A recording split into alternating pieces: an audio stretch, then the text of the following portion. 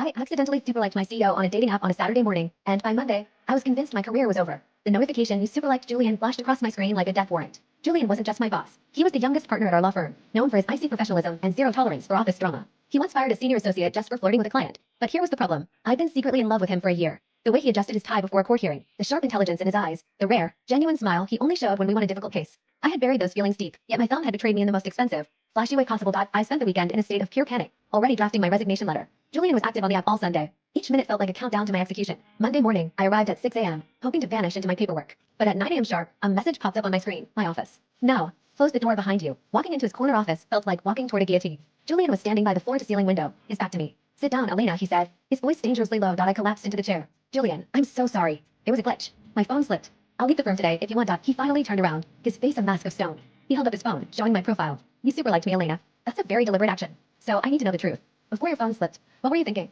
The air left the room. My heart was pounding so hard I thought he could see it through my blouse. I took a breath and decided to go down with the truth. "If you weren't the man holding my career in your hands, I would have swiped right in a heartbeat. But you're my boss, so I tried to ignore it. I was nervous, my hand shook, and I hit the wrong button." Julian leaned across the desk, studying me with an intensity that made my skin tingle. "I've been driving myself crazy since Saturday," he admitted, his voice softening. "I couldn't swipe back. It would be a violation of every rule I've ever set. It could destroy everything we've built." He paused, and for a second, I thought he was going to fire me anyway. Then he dropped the bombshell. "I handed in my notice to the board last month.